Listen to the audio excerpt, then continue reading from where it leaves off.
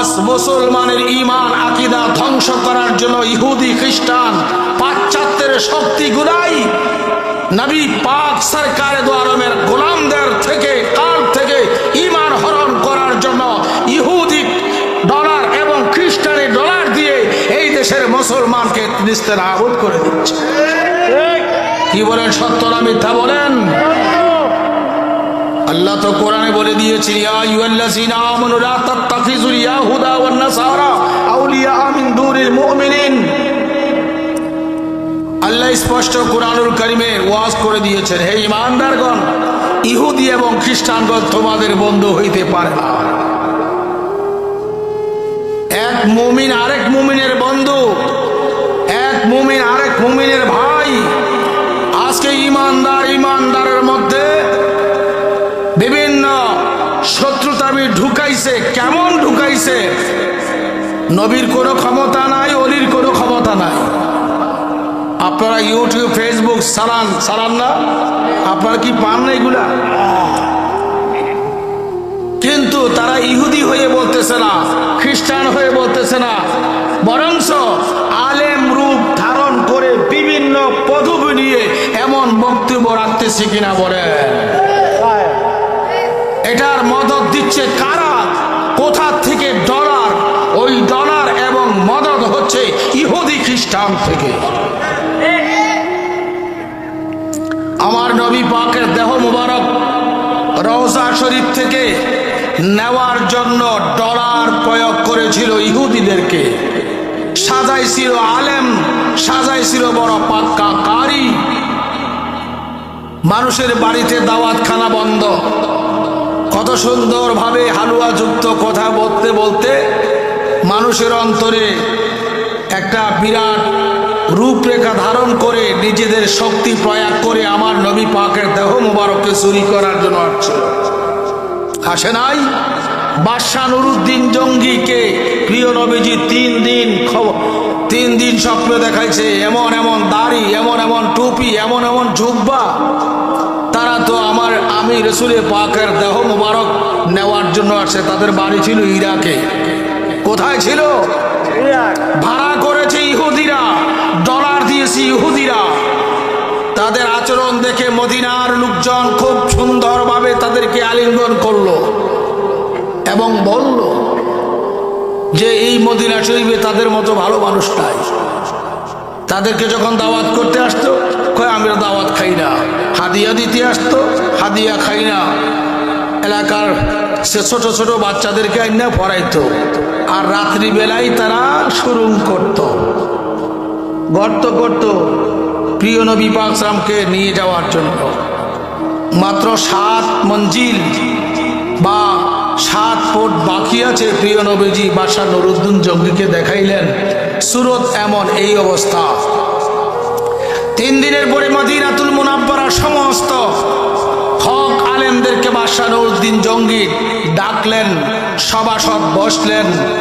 আমি আমার থেকে বলছি না, কিতাবের নাম নোট করো, তাফসীর। তোমাদের গুরু ঠাকুররা এই তাফসীর লিখেছে। কাজী সানাউল্লাহ ফানিপতি সাহেব তার তাফসীরের মধ্যে লিখছেন, কাজী সানাউল্লাহ ফানিপতি তার তাফসীরে মাজহারির মধ্যে আলোচনা আনছেন। এরপরে আল ওয়াফাউল ওয়াফার মধ্যে এই হাকিকত বয়ান করা হয়েছে, পড়ে দেখতে পারো। আল্লাহর নবী মুহাম্মদ সাল্লাল্লাহু আলাইহি ওয়াসাল্লাম যখন বাদশাহ নুরউদ্দিন জঙ্গিকে অবস্থা দেখাইলেন, তিনি মদিনার আলেমদেরকে ডাকলেন। আল্লাহর হাবিব একাধিক্রমে 3 রাত্র আমাকে স্বপ্নে দেখাইছে, আমি এখন এটার কি প্রতিকার করব। এক একজনে এক এক পরামর্শ দিলেন। পরামর্শ শ্রবণ করার পরে তিনি বললেন, আমি মদিনাতুল মুনাব্বারা একটা জাফত অনুষ্ঠান করব। এই জাফতের মধ্যে মদিনার অলি গলি, পাহাড়ে পর্বতে যত লোকজন আছে তারা আমার দাওয়াতে হাজির হইতে হবে, একটা লোক যেন বাকি। তিনি কথা অনুযায়ী দাওয়াতের ব্যবস্থা, জাফতের অনুষ্ঠান করা হলো। মদিনা শরীফের চতুর্দিকে 3 সৈন্য সামন্ত ব্যারিকেড দেওয়া হলো। আর সকলকে বলা হলো জাফত অনুষ্ঠানে যাও। একাধিক্রমে 3 দিন জাফত চলল। আর তিনি সকলকে খাওয়াইলেন, কিন্তু তিনি মসনদে বসে আছেন। এই অনুষ্ঠানে কারা কারা আসছে?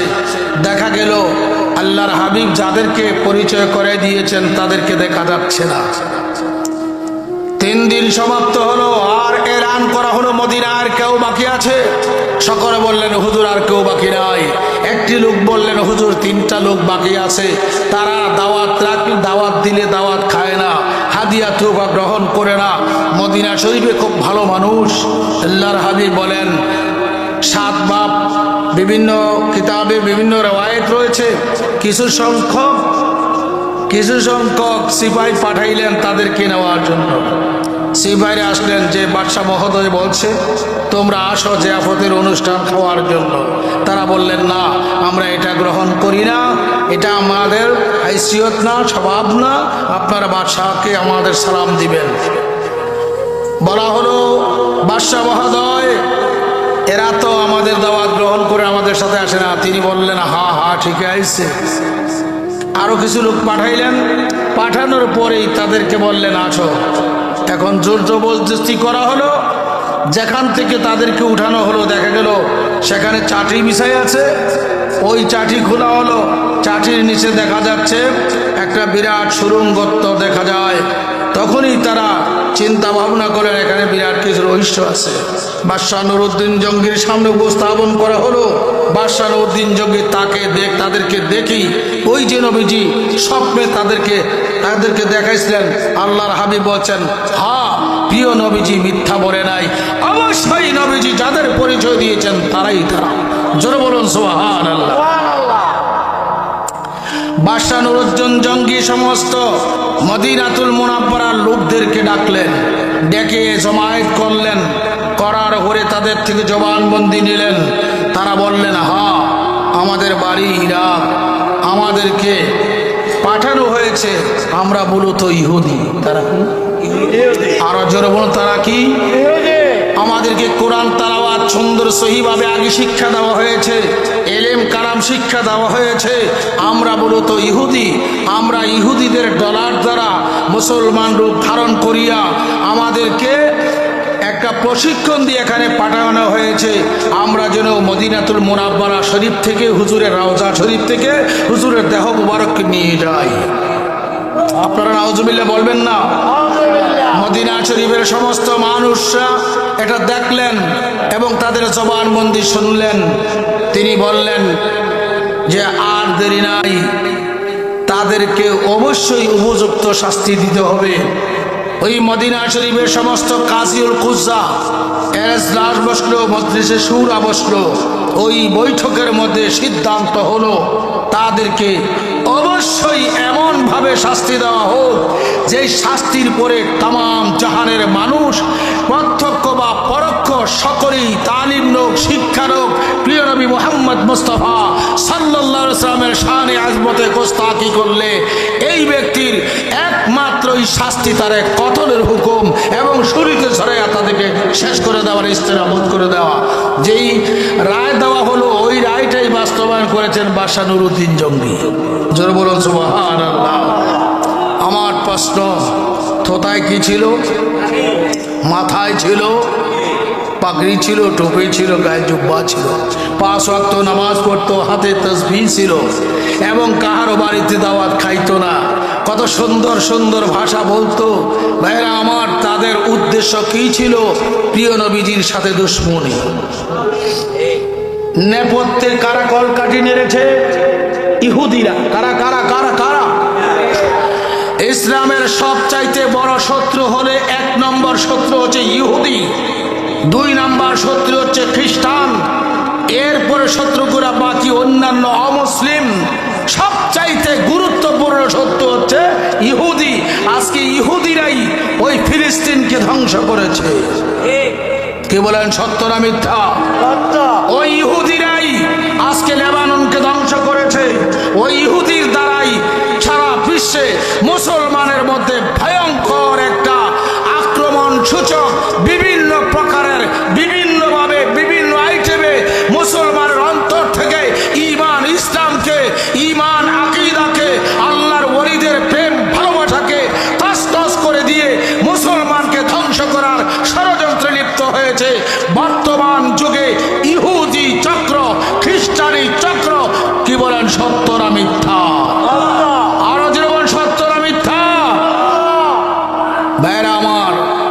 আমাদেরকে কারবালায় শিক্ষা দিয়ে গিয়েছে।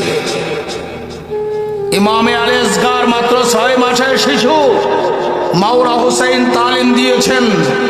দেখো নানার ইসলামকে, নবী পাক সরকারে ধর্মের আদর্শকে জমিনে অটুট রাখার জন্য আমার কলিজার টুকরা 6 মাসের শিশু বাচ্চাকেও আমি শহীদ করে তোমাদেরকে তালিম দিলাম। প্রয়োজন বোধে সন্তান দিবা, সম্পদ দিবা, জান দিবা, তারপরও ঈমান ইসলামকে রক্ষা করবা। আমি জানতে চাই ঈমান ইসলামের উপরে এখন ষড়যন্ত্র শুরু হয়েছে কিনা বলেন, আরো জোরে শুরু হয়েছে কিনা? আউলিয়া কেরামের মাজার ভাঙছে, আল্লাহর মাহবুব বান্দাদের বাড়িঘর তছনছ করা হচ্ছে। এতেই প্রমাণিত 100 এখানে ইহুদি মদদ রয়েছে, খ্রিস্টানি মদদ রয়েছে। আপনি আমি যদি রাহমাতুল লিল আলামিনের সুবারির চাই, আমার আপনার চান উষ্টাগত হবে নবী প্রেমে। আমরা চাই কি চাই না? তো হাত তুলে দেখান। আল্লাহু আকবার, ইয়া রাসূলুল্লাহ, জিন্দাবাদ জিন্দাবাদ। ব্যবসা করার জন্য আগে পুঁজি মজুদ করতে হবে। ভাইরা আমার, 50, 60, 70, 100, 150, বড় জোর 200 বছর হায়াত তুমি আমি পাই বা পেয়েছে যারা, এরপরও যেতে হয়েছে কবর দেশে। ওই ঘরের পুঁজি সংগ্রহ করার জন্য আল্লাহ দুনিয়া দান করছে। ওই ঘরের পুঁজি কি? 2টা বস্তু। কয়টা? 1 নম্বর হচ্ছে ঈমান আকীদা বিশুদ্ধ, 2 নম্বর হচ্ছে আমালে সালেহা নেক আমল। 2 পুঁজি যদি আমার আপনার সাথে থাকবে, মানুষ সন্তানাদি, বিবি বাল বাচ্চা, নিকটাত্মীয়, পরমাত্মীয় সবাই কাঁদবে, কিন্তু আমি আমার পুঁজি সংগ্রহ করে আমি একজন বাদশা হয়ে, সুলতান হয়ে কবরে যাব। লোকেরা আমাকে অন্ধকার কবরে শোয়াবে, ডাইনে বামে মাটি থাকবে, নিচে মাটি, উপরেও মাটি, সবাই দেখবে অন্ধকার একটা ঘর। কিন্তু আমার যদি পুঁজি থাকবে, এই পুঁজিয়ে তখন আমাকে অন্ধকার দেখাবে না, এমন একটা ঘর দেখাবে, এমন ঘর আর আমি জীবনও দেখি নাই। সেই পুঁজি হচ্ছে ঈমান আকীদা বিশুদ্ধ, আমালে সালেহা। 2টা পুঁজি তোমার কালবে ধারণ করে কবরে যাবে, অন্ধকার সবাই দেখবে, তুমি দেখবা তোমার খবর আল্লাহর পক্ষ থেকে জান্নাতের বাগান হয়ে গিয়েছে। আমাদের ঘরটাকে জান্নাতের বাগান বানাইতে চাই কি চাই না? জোরে বলেন। তাহলে কয়টা বস্তু? জোরে বলেন, কয় বস্তু? 1 নম্বর হচ্ছে ঈমান আকীদা বিশুদ্ধ, 2 নম্বর হচ্ছে আমালে সালেহা নেক আমল। এই 2টা পুঁজি ধারণ করার জন্য যুগে যুগে নবী রাসূলগণ, ধারণ করানোর জন্য যুগে যুগে সাহাবায়ে কেরাম, তাবিঈন, ইমামগণ, মুজতাহিদগণ, আউলিয়ায়ে কেরামগণ, কিয়ামত পর্যন্ত তারা থাকবে। আজকে ওই মূল পুঁজি থেকে আমাদেরকে দূরে সরানো হচ্ছে। আমালে সালেহার পূর্বে পুঁজি হচ্ছে ঈমান আকীদা বিশুদ্ধ। কি বলেন? আমি সূরাতুল বাকারা থেকে একটি আয়াত তেলাওয়াত করেছি। এই আয়াতের মর্মে আমি সংক্ষিপ্ত কিছু কথাবার্তা বলবো। রাত্র গভীরে চলে যাচ্ছে, শীতকালের রাত্র। আপনারা বিভিন্ন যারা খাতে খামারে কাজ করেন তো করেন, বিভিন্নভাবে ব্যবসা বাণিজ্যে লিপ্ত আছেন। আবার অনেক রাত্র যদি মাহফিল করা হয়, সময় পার হয়ে যাবে, ফজরের নামাজ আদায় হয় না। এখানে যারা আসি, মুরব্বীরও আছি, এবং যারা উপযুক্ত বয়সপ্রাপ্ত যুবক আছে, 12 বছরের উপরের লোক আছে না, তাদের উপরে কি আল্লাহ নামাজ ফরজ করে নাই? কি বলেন? আপনাদের উপরে করছে কিনা ফরজ? আমাদের খেতাসার মহিউদ্দিন নগরের রেজবি আউলিয়া দরবারের গোলামগণ, যুবক ভাই বাবারা, মুরব্বীরা মিলে আজকে একটা প্রোগ্রামের ব্যবস্থা করেছে। এটা ফরজ ইবাদত নয়, নফল ইবাদত। কি ইবাদত? নফল ইবাদত। আল্লাহ তৌফিক দিয়েছে, নফল ইবাদত করতেছেন। আপনি যদি এই ওয়াজের পরে গিয়ে ঘুমাইলেন আর ফজর না পড়লেন, আপনার ইবাদতটা কবুল, আপনার এই ইবাদতের কোনো মূল্য নাই। আগেই বলছি, আপনি ঈমান আকীদা বিশুদ্ধ করবেন, এরপরে নেক আমল করবেন। আমার দাদা হুজুর কেবলা আমাদেরকে অঙ্ক করে দেখাই গেছিলেন, বাবারা এক সংখ্যা লেগে ডাইনে একটা স্বর্ণ দিলে কত হয়? জোরে বলুন। আরেকটা দিলে, আরেকটা দিলে, এভাবে 10,000, 10 লক্ষ, 10 কোটি, 10 বিলিয়ন, 10 ট্রিলিয়ন হবে কি হবে না? হবে। তাহলে এক মুছে ফলাই আর কি আছে? আর কিছু আছে? তাহলে সকল ইবাদতের যুগপল, সকল ইবাদতের জামে, সকল ইবাদতের আসল, সকল ইবাদতের ফাউন্ডেশন, সকল ইবাদতের রূপ মুহাম্মাদুর রাসূলুল্লাহ সাল্লাল্লাহু তাআলা সাল্লামের ভালোবাসা। জোরে বলুন সুবহানাল্লাহ। কিছুক্ষণ আগে আপনারা এশার নামাজ পড়ছেন কিনা? এশার নামাজের মধ্যে কাকে সালাম দিছেন? কাকে সালাম দিছেন? এই সালামের সময় কার স্মরণ হয়েছে? হ্যাঁ, ইমাম গজ্জালী রাহমাতুল্লাহ আলাইহি ইহইয়া উলুমুদ্দিনে লিখছেন, ও মুসল্লি, তুমি যখন নামাজের তাশাহুদ পড়বে, আসসালামু আলাইকা আইয়ুহান নবী জবানে বলার আগে ওয়াহজুর ফি কলবিকা শাখসিন নবীল করিম আলাইহিস সালাতু ওয়াত তাসলিম, তুমি নবীজিকে সালাম দিচ্ছ, তার পূর্বে কলবের মধ্যে আমার নবীকে হাসির নাসির মানো। আলহামদুলিল্লাহ বলতেন না উলামায়ে কিরামগণ? ওয়াহজুর ফি কলবিকা শাখস, শাখস মানে একটা প্রেজেন্ট পারসন, যার অস্তিত্ব মৌজুদ আছে জিসিম সহকারে। প্রিয় নবী রাহমাতুল লিল আলামিন প্রত্যেকটা মুমিনের কলবে হাজির থাকেন নামাজরত অবস্থায়। ইমাম গজ্জালী ফরমান, তুমি আমার নবী পাক সাল্লামকে সালাম দেওয়ার সময় আগে কলবে নবীজিকে হাজির নাজির মানো, পরে জবান দিয়ে বলো আসসালামু আলাইকা আইয়ুহান নবিয়্যু ওয়া রাহমাতুল্লাহি ওয়া বারাকাতুহু। বলবে, বলার পরে কি হবে? ফারাদ্দাস সালামা, তোমার কলবে নবীজি থেকে তোমার সালামের জবাব দিবে। আরো জোরে বলুন সুবহানাল্লাহ। আজকে একটা ঈমানি আকীদা হচ্ছে প্রিয় নবীজিকে হাজির নাজির জানা। দেখবেন ফতোয়াবাজি চলছে, যারা রাসূল পাক সাল্লাল্লাহু আলাইহি ওয়াসাল্লামকে হাজির নাজির মানবে তারা মুশরিক।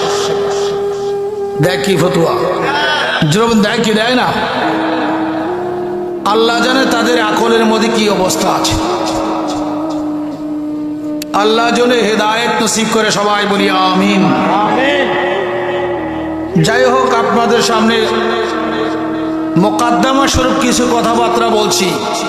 বক্তা নির্বাচিত করার সময় করবেন, ওই বক্তা নির্বাচিত করবেন যেই বক্তার মাধ্যমে কোরআন সুন্নাহ ভিত্তিক এবং ঈমান আকীদা ভিত্তিক, এরপরে শরীয়ত তরিকত হাকিকত মারিফত ভিত্তিক কিছু বোঝার ব্যবস্থা থাকে। আমার কথা আপনারা মনে কষ্ট নিয়েছেন, আমি আপনাদের কল্যাণের জন্য বলছি।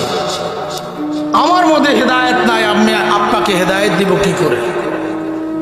আর আমার মধ্যে যদি কিছু হেদায়েতের আলো থাকে, নূর থাকে, তো আপনি আমাকে ইনভাইট করেছেন, আমি কিছু হলো দেওয়ার ব্যবস্থা করতে পারি। সভাপতির কাছে টাকা আছে 1 লক্ষ, আমি চাইলাম আমার 10টা টাকা দেন, দিতে পারবে কিনা? আর 1 টাকাও নাই, আমি চাইলাম 5 টাকা দেন, ব্যবস্থা আছে? হ্যাঁ, আপনি ওই আলেমকে আনেন ডেকে, তাকে মহব্বত করেন, ভালোবাসেন, যেই আলেমের কাছে হেদায়েতের আলো আছে, হেদায়েতের নূর আছে, তখনই আপনি তার সাথে সোহবত মহব্বতের দ্বারা আপনার ভেড়াও আল্লাহ পার করে দিবে।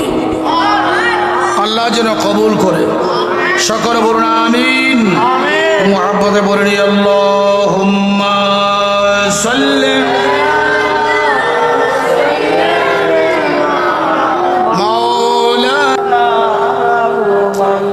আপনার দুরূদ শরীফের আওয়াজে মনে হয় আমি মাইকটা ছেড়ে চলে যাই না, খুব কষ্ট লাগে। এখানে দুরূদ শরীফ না পড়ুন না কোনো ব্যক্তি আসেননি? আছেন? দুরূদ শরীফের প্রতি আপনাদের ভালোবাসা আছে কিনা জানতে চাই। জবান খুলে বলেন আল্লাহুম্মা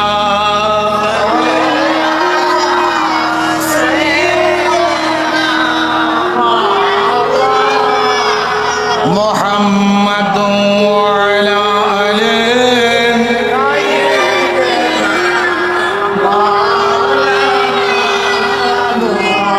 নবী আমার পরশে মনি, নবী আমার জানের জান, নবীজিকে না দেখিলে বাসে না আশিকের প্রাণ। আল্লাহুম্মা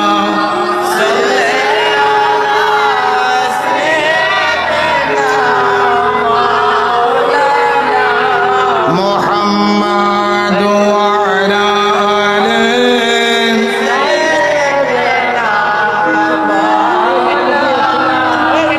মুহাম্মাদ ওয়া আলা আলিহি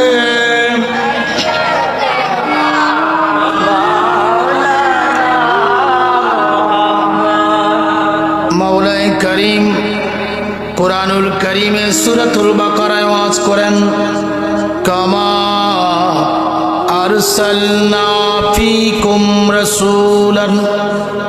আল্লাহ ফরমান, হে আমার বান্দা বান্দিরা শোনো, কামা যেমনি ভাবে আরসালনা আমি প্রেরণ করিয়াছি, ফীকুম তোমাদের মধ্য থেকে, রাসূলান একজন সম্মানিত রাসূল, আজমতওয়ালা, নিয়ামতওয়ালা, বরকতওয়ালা, রহমতওয়ালা রাসূল আমি তোমাদের মধ্য থেকে প্রেরণ করেছি। এই রাসূলকে আমি কিছু ডিউটি দিয়েছি। জোরে বলো সুবহানাল্লাহ। মাওলায়ে কারীম তোমার বন্ধুকে, তোমার রাসূলকে একটু তুমি কি ডিউটি দিয়েছ? আল্লাহ এই আয়াতে বলেন, ইয়াতলু আলাইকুম আয়াতিনা, এই জন্য আমার রাসূলকে তোমাদের কাছে প্রেরণ করেছি, তিনি তোমাদেরকে আমার আয়াতগুলা তালাওয়াত করে করে শোনাবে। জোরে বলুন সুবহানাল্লাহ। ইয়াতলু আলাইকুম আয়াতিনা, এই জন্য আমার রাসূলকে তোমাদের কাছে তোমাদের মধ্য থেকে প্রেরণ করেছি, তিনি তোমাদের নিকটে আমার আয়াতগুলা তালাওয়াত করে শোনাবে। ও আল্লাহ, আর কি দায়িত্ব তোমার রাসূলকে দিয়েছ? এরপরে আল্লাহ বলেন, ইয়াতলু আলাইকুম আয়াতিনার পরে বলেন, ওয়া ইউযাক্কিকুম, তোমরা যারা নাপাক এই জন্য আমার রাসূলকে তোমাদের কাছে পাঠাইলাম, আমার রাসূল তোমাদেরকে পাক বানাবে। আল্লাহু আকবার বলবেন না? ওয়া ইউযাক্কিকুম, এই রাসূল তোমাদের কাছে প্রেরণ করলাম, যিনি তোমরা যত ধরনের জাহিরি নাপাক হও, বাতিনি নাপাক হও, আমার রাসূল তোমাদেরকে পাক বানাবে। ও আল্লাহ, আর কি দায়িত্ব দিয়েছ তোমার বন্ধুকে? আল্লাহ আবার বলেন এই আয়াতের শেষ অংশের মধ্যে, ইয়াতলু আলাইকুম আয়াতিনা ওয়া ইউযাক্কিকুম ওয়া ইউআল্লিমুকুমুল কিতাবা। এই জন্য রাসূল তোমাদের কাছে প্রেরণ করেছি, তিনি আমার কিতাবগুলার তালিম সিস্টেম, নিয়ম নীতি, তালিম তরবিয়ত শিক্ষা দিবে। জোরে বলুন সুবহানাল্লাহ। ওয়াল হিকমাতা, তত্ত্ব জ্ঞান শিক্ষা দিবে। আল্লাহু আকবার বলেন। ওয়া ইউআল্লিমুকুম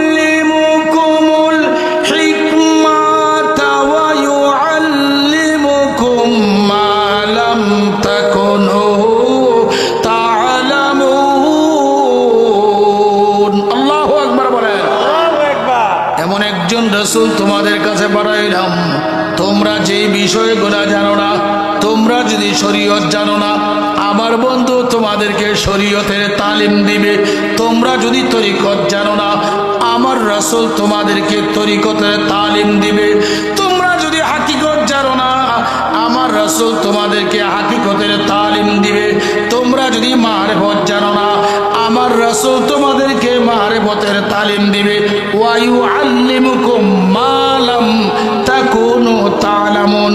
যেই ইলম তোমার কাছে নাই, আমার কাছে নাই, আমি আমার বন্ধুকে ইলম দিয়া রাখছি। তোমরা আমার বন্ধুর দরবারে যাও, তোমরা শরীয়ত তরিকত হাকিকত মারিফতের ইলম বন্ধু আমার তোমাদেরকে শিক্ষা দিয়ে দিবে। সুবহানাল্লাহ। সালাতুন ইয়া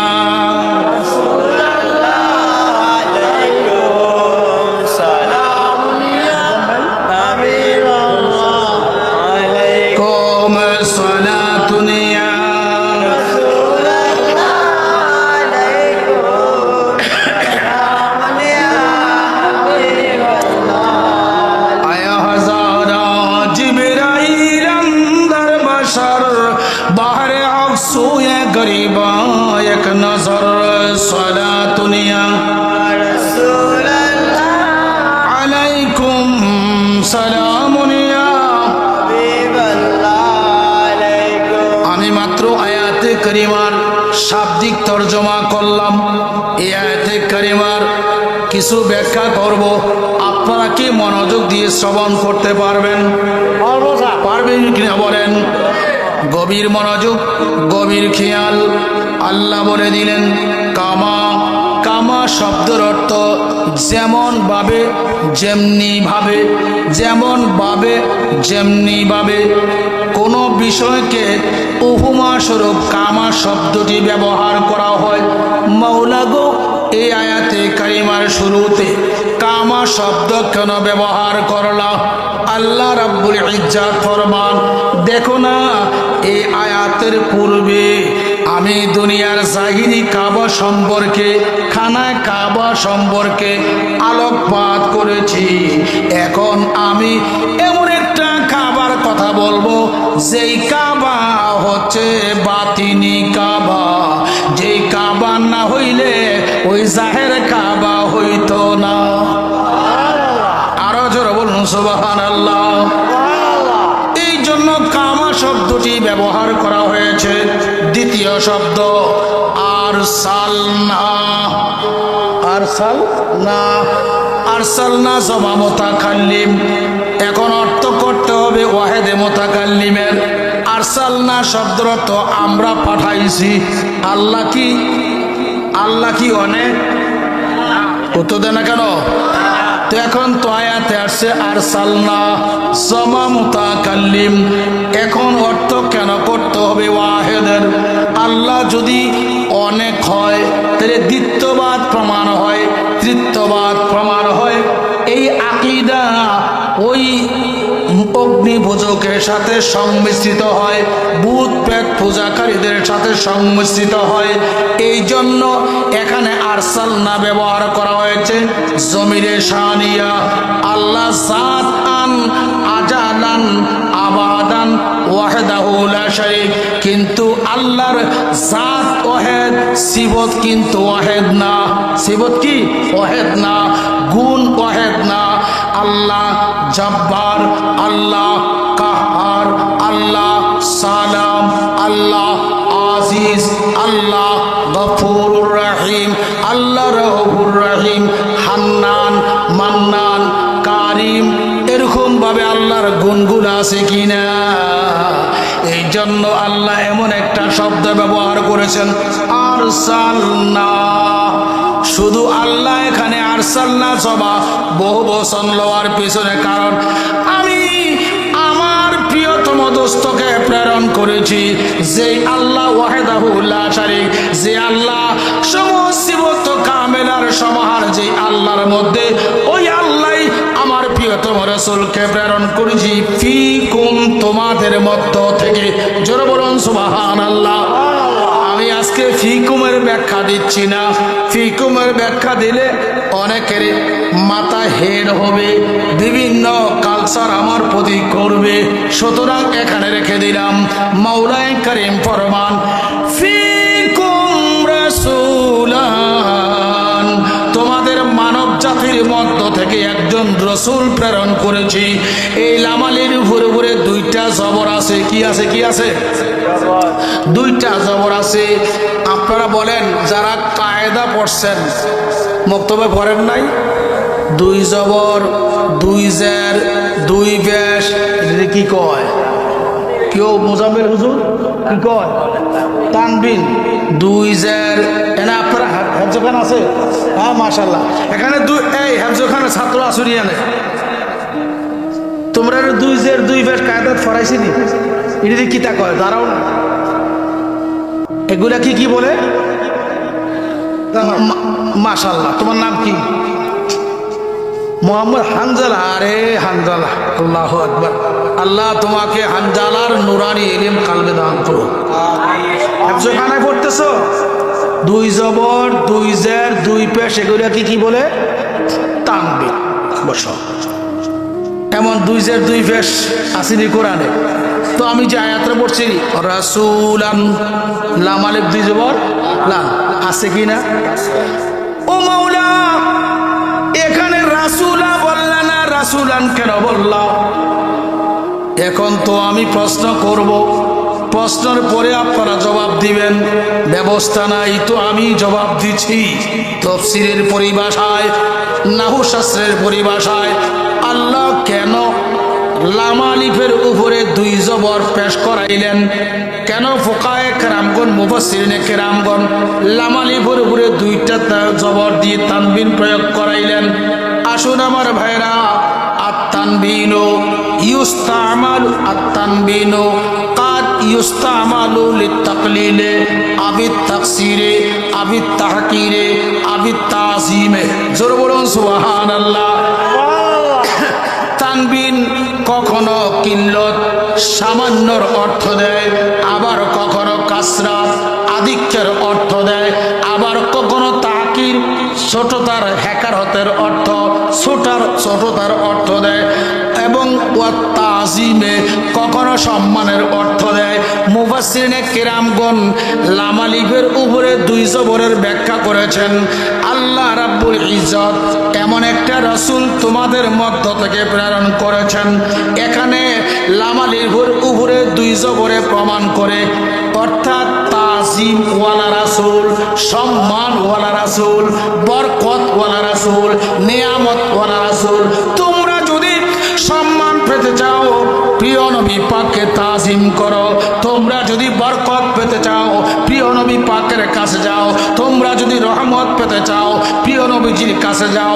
কেননা আল্লাহ আমার নবীকে এমটি পকেট পাঠায় নাই, খালি পকেট পাঠায় নাই। আল্লাহ গো, তুমি কি দিয়া পাঠাইছ? কয় রহমত দিয়া পাঠাইছি, বরকত দিয়া পাঠাইছি, নিয়ামত দিয়া পাঠাইছি। কেননা আমার বন্ধুই হচ্ছে নিয়ামতের ফাউন্ডেশন, রহমতের ফাউন্ডেশন। এই জন্য লাম আলিফের উপরে দুই জবর দ্বারা প্রমাণ করেছে, এমন একজন রাসূল তোমাদের কাছে পাঠাইলাম, যিনি হচ্ছেন একমাত্র তাযীমওয়ালা, সম্মানওয়ালা, রহমতওয়ালা, বরকতওয়ালা। তিনি হচ্ছেন মুহাম্মাদুর রাসূলুল্লাহ সাল্লাল্লাহু আলাইহি ওয়াসাল্লাম। জোরে বলুন সুবহানাল্লাহ। আমার কথা আপনারা বুঝতেছেন কিনা? আমি শব্দ শব্দে কথা বলতেছি।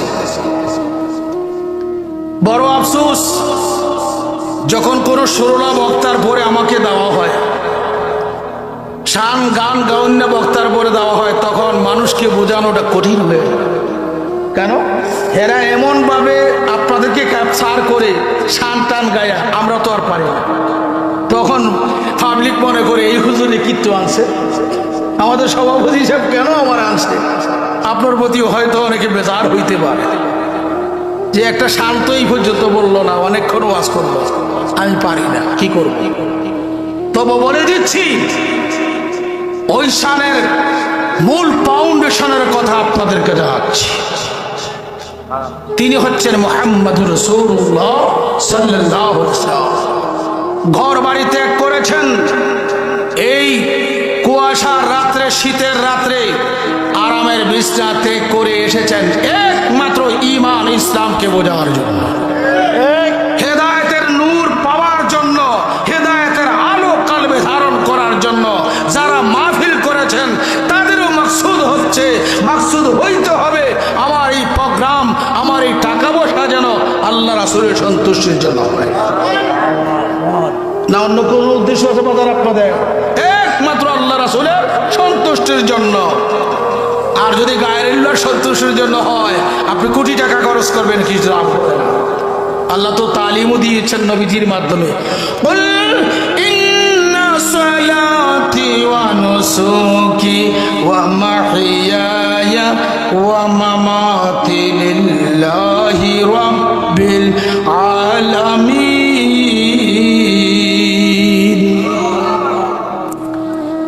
ওয়াজের যত কোরআনই যথেষ্ট। মাওলাই করিম ফরমান, ওগো আমার প্রিয় দোস্ত, আমার বান্দাদেরকে আপনার জবানে বলেন, কুল, আপনি বলুন, ইন্না সালাতি, নিশ্চয়ই আমার নামাজ, সুবহানাল্লাহ বলেন, ওয়া নুসুকি, আমার কুরবানি, ওয়া মাহিয়ায়া, আমার দুনিয়ার জীবন জিন্দেগি, ওয়া মামাতি, আমার রওজা আথারের জিন্দেগি, লিল্লাহি রাব্বিল আলামিন, যিনি সমগ্র কুল কায়নাতের রব, ওই রবের সন্তুষ্টির জন্য। কার সন্তুষ্টির জন্য? জবানটা খোলেন না কেন? এই জবান দিছে কেডা? একটু আলহামদুলিল্লাহ বলতে চাই সবাই, আরো জোরে বলুন। প্রশংসা করছেন কার? কোন আল্লাহ? রব্বিল আলামিন, রব্বিল, যিনি সকল আলমকে লালন পালন করেন, আল্লাহর প্রশংসা করেছেন। আমি বলবো শুধু এখানে আল্লাহর প্রশংসা হয় নাই, নবীজিরও প্রশংসা হয়ে গেছে। জোরে বলুন সুবহানাল্লাহ। ওয়াহাবি মোল্লা বলবে, নজরুল ইসলাম রেজভী, এখানে তো শুধু লিল্লাহি রাব্বিল আলামিন, আল্লাহর প্রশংসা করলেন বটে আলহামদুল শব্দ দিয়ে, এখানে নবীজি কোথায়? উত্তর হবে এই, আলহামদুল শব্দের আগে ওলিয়া মোহাম্মদ মাহজুব রয়েছে, সাইলেন্ট রয়েছে। আল্লাহ আল্লাহর প্রশংসা করতে পারে না, আল্লাহর প্রশংসা করার জন্য আল্লাহ আগে নবীজিকে বানায়া নবীজিকে বলে, দোস্ত তোমাকে আমার প্রশংসার জন্য বানাইছি, তুমি আমার প্রশংসা করো, তোমার জবানে বলো আলহামদুলিল্লাহি রাব্বিল আলামিন। জোরে বলুন সুবহানাল্লাহ। জন্য তো ডক্টর ইকবাল বলছেন, আসলে ঈমান রূহে কোরআন মকসদিন হস্তে হবে রহমাতুল্লিল।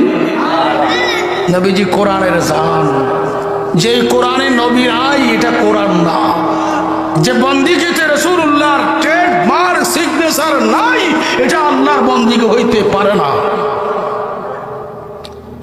তো আল্লাহ হুজুরকে দিয়ে তালিম দিলেন গোটা জাতিকে, গোটা বান্দাকে, দোস্ত আপনার জবানে আমার বান্দাদেরকে বলেন, ইন্না সালাতি, নিশ্চয় আমার নামাজ, ওয়া নুসুকি, আমার কুরবানি, ওয়া মাহিয়াই, আমার দুনিয়ার জিন্দেগি, ওয়া মামাতি, আমার রওজা শরীফের বরজকের জিন্দেগি, লিল্লাহি রাব্বিল আলামিন, বিশ্বময় জাহানের যিনি প্রভু রব, সে আল্লাহর সন্তুষ্টির জন্য। তাহলে আজকের মাহফিল হবে কার সন্তুষ্টির জন্য?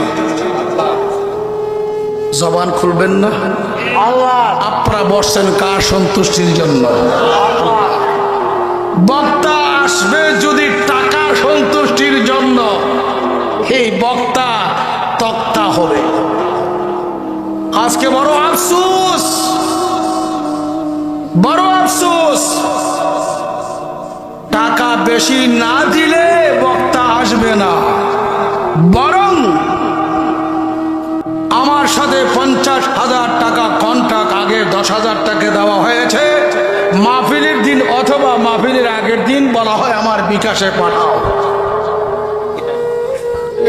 বাকি টাকা না পাঠাইলে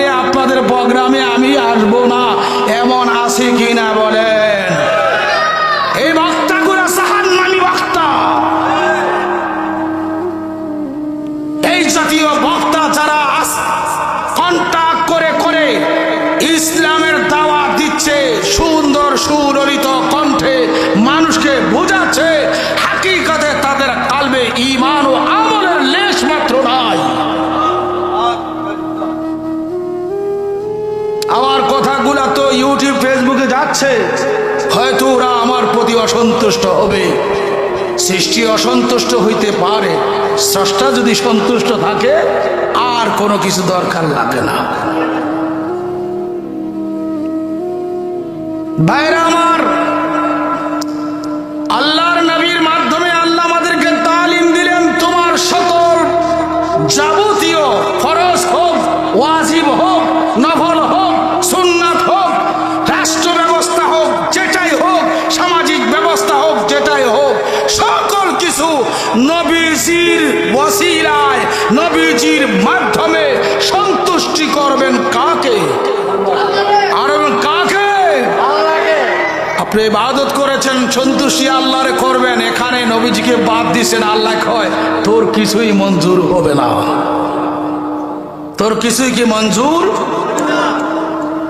রাসূলান শব্দের কথা বলছিলাম, সামনে তো আরো অনেক কথা আছে। আল্লাহ এমন একজন রাসূল প্রেরণ করেছেন যিনি সম্মানিত, বরকতপূর্ণ, নিয়ামতপূর্ণ।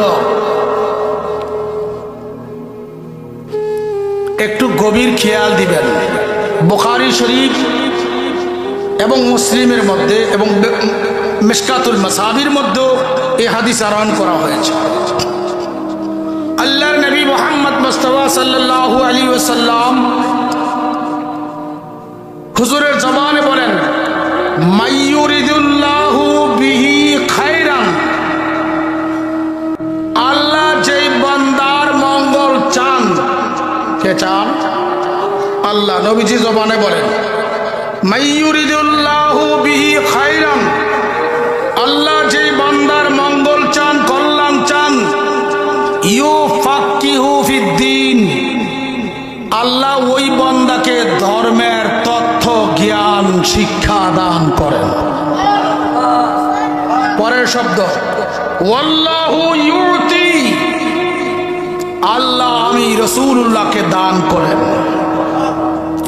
ওয়া ইন্নামা আনা কাসিম, আল্লাহর দানকৃত সম্পদ আমি আমার মাবুদের যত সৃষ্টি আছে, যে যেখান থেকে আমার দিকে রুজু হবে, আমি রাসূলুল্লাহ আল্লাহর রাজ ভান্ডার থেকে বন্টন করতেই থাকি।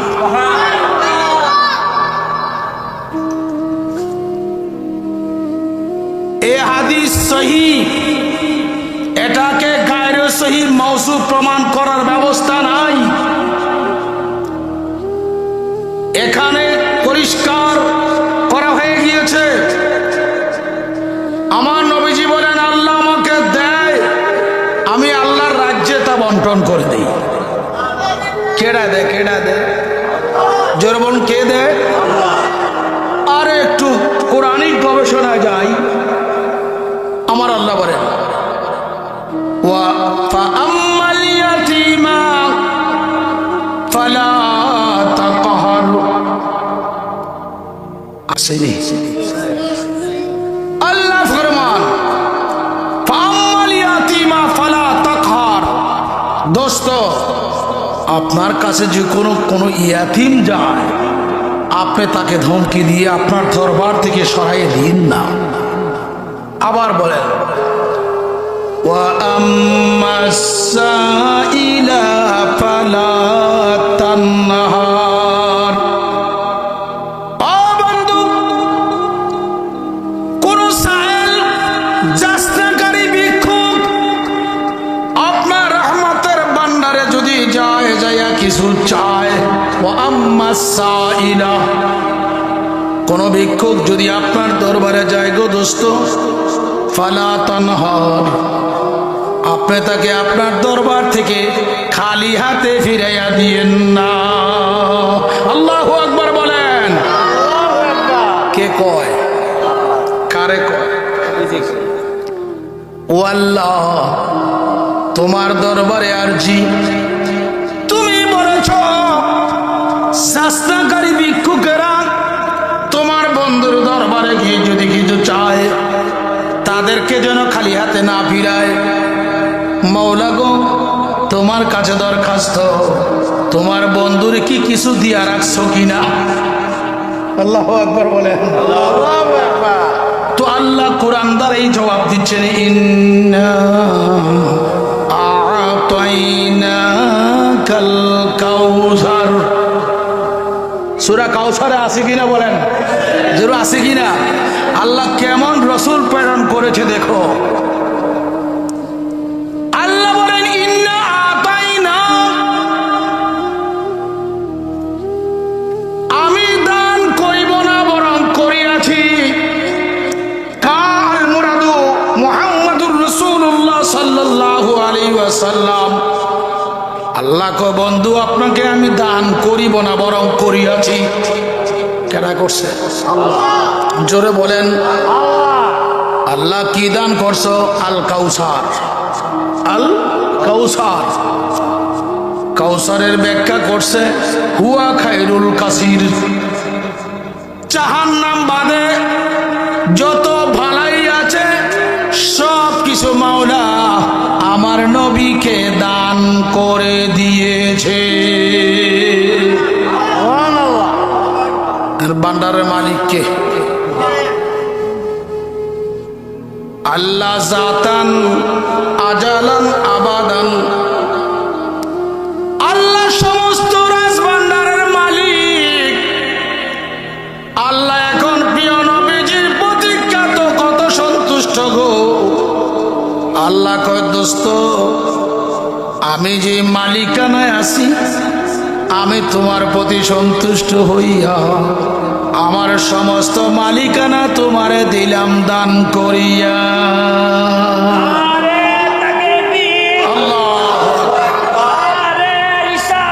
ইয়া রাসূলুল্লাহ, ইয়া গাউসুল মুস্তাফা,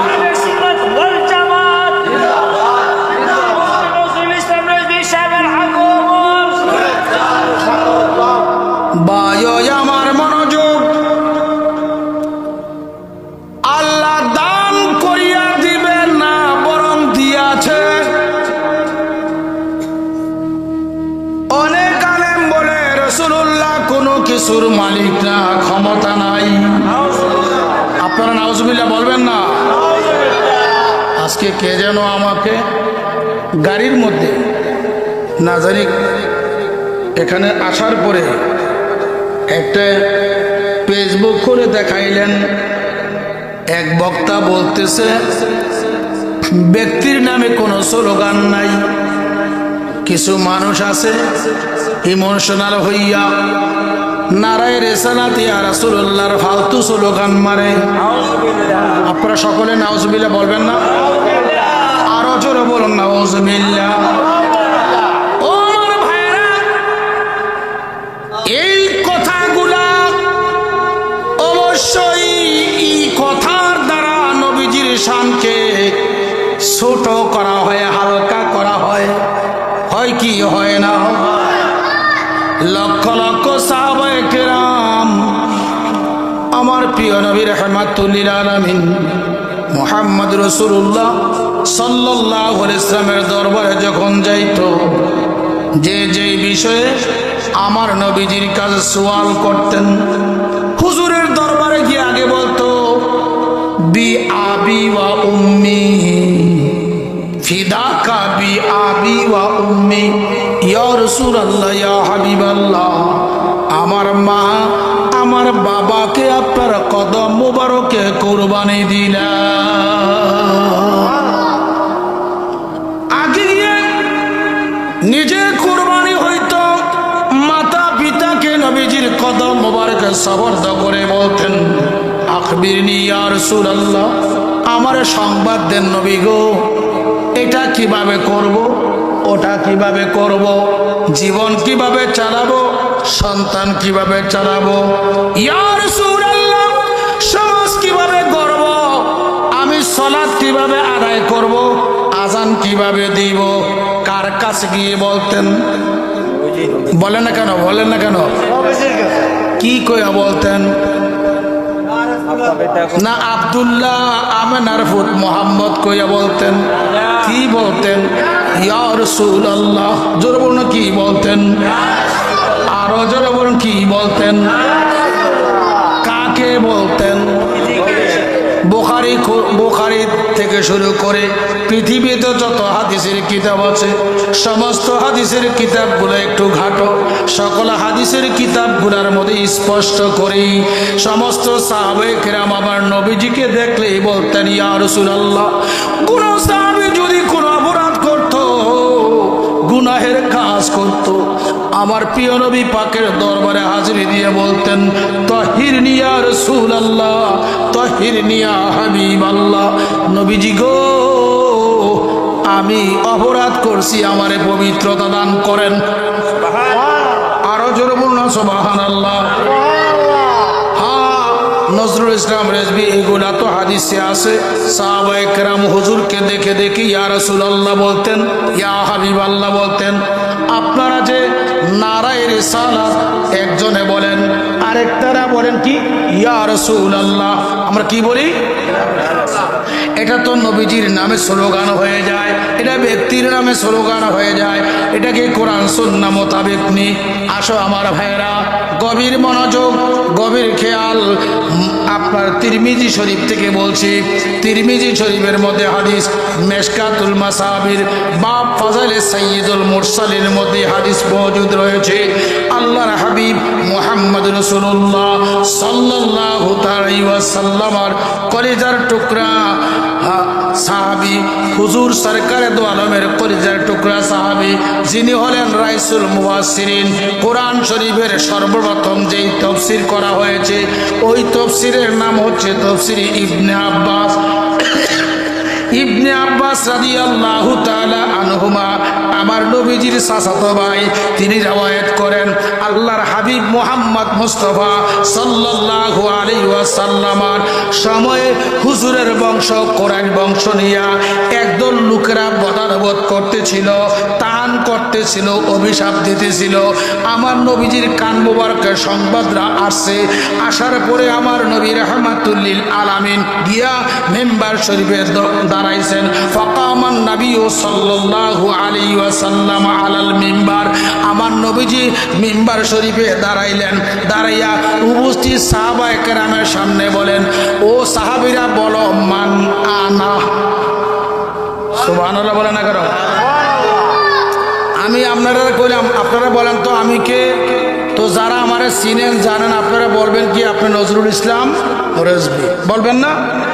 তো হুজুর সাহাবায়ে কেরামের সামনে সাহাবীরা বলছেন, সাহাবীরা বলো মান আনা, আমি কে?